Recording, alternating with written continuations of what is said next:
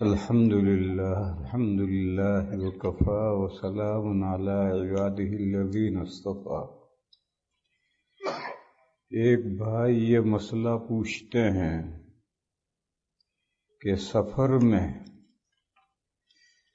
ظہر اور عصر کو جمع کر کے ایک وقت میں پڑھ سکتے ہیں یا نہیں، مغرب اور عشاء کو جمع کر کے ایک وقت میں پڑھ سکتے ہیں یا نہیں، ظہر اور عصر دونوں ظہر کے وقت میں پڑھ لی، یا ظہر اور عصر دونوں کو عصر کے وقت میں پڑھی، جمع تقدیم اور جمع تاخیر۔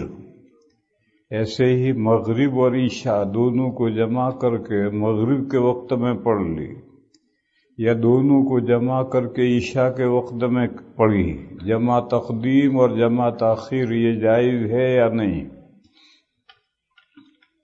تین ائمہ کے نزدیک حضرت امام شافعی،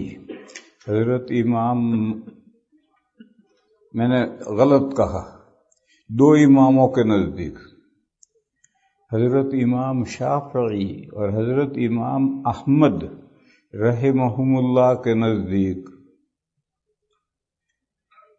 جائز ہے۔ سفر میں یہ دو نمازیں اور یہ دو نمازیں جمع تقدیم بھی کر سکتے ہیں، جمع تاخیر بھی کر سکتے ہیں۔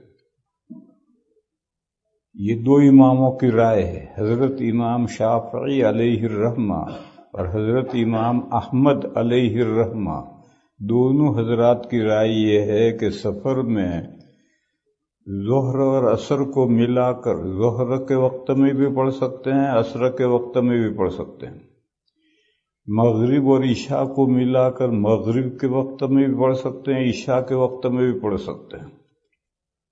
حضرت امام مالک علیہ الرحمہ کی رائے یہ ہے کہ اگر اطمینان کا سفر ہو تو جمع نہیں کر سکتے، اور اگر بھاگ دوڑ کا سفر ہے تو جمع کر سکتے ہیں۔ ایک قول یہ ہے، ان دو اماموں کے نزدیک، امام شافعی اور امام احمد کے نزدیک تو مطلقاً جمع تقدیم بھی جائز ہے، جمع تاخیر بھی جائز ہے، چاہے اطمینان کا سفر ہو یا بھاگ دوڑ کا ہو۔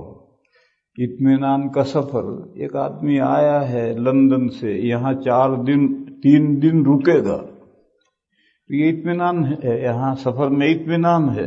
وہ کہتے ہیں اطمینان کا سفر ہو یا بھاگ دوڑ کا ہو، دونوں صورتوں میں جمع کر سکتا ہے۔ امام مالک کہتے ہیں نہیں، اگر بھاگ دوڑ کا سفر ہے یعنی سفر جاری ہے تو جمع کر سکتا ہے، اور کسی جگہ اطمینان سے ٹھہرا ہوا ہے اگرچہ مسافر ہے، جمع نہیں کر سکتا۔ اور حضرت امام ابو حنیفہ علیہ الرحمہ کے نزدیک جمع تقدیم مطلق جائز نہیں، یعنی ظہر اور عصر کو ظہر کے وقت میں پڑھنا جائز نہیں، کیونکہ عصر کا وقت ہوا ہی نہیں۔ مغرب اور عشاء کو مغرب کے وقت میں پڑھنا جائز نہیں، عشاء کا وقت ہوا ہی نہیں۔ البتہ اگر مجبوری ہے تو ایک نماز کو دوسری نماز کی طرف مؤخر کر سکتے ہیں، قضا کرنے کا گناہ نہیں ہوگا، اس میں ان کی تخصیص نہیں ہے۔ عصر کے وقت میں بس میں تھے، پلین میں تھے، عصر پڑھنے کی موقع نہیں ملا تو مغرب کے وقت میں عصر پڑھو پہلے، پھر مغرب پڑھ لو،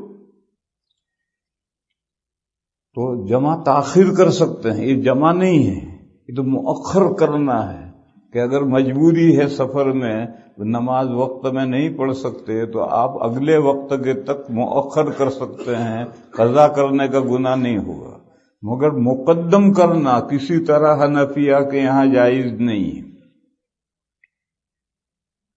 اور یہ اختلاف اس بنیاد پر ہوا ہے کہ نبی پاک صلی اللہ تعالی علیہ وسلم سفر میں ظہر اور عصر کو جمع کرتے تھے، مغرب اور عشاء کو جمع کرتے تھے، یہ حدیث ہے۔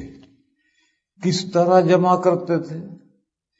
امام ابو حنیفہ علیہ الرحمہ فرماتے ہیں کہ جمع سوری کرتے تھے، ظہر کو آخر وقت میں، پھر ظہر کا وقت نکل کر عصر کا وقت ہوا تو عصر اول وقت میں. حضور کے زمانے میں قافلہ چلتا تھا، سینکڑوں ہزاروں صحابہ ساتھ ہوتے تھے، تو اب ان ساروں کا رکنا، اترنا، نماز پڑھنا، پھر چلنا، پھر اترنا.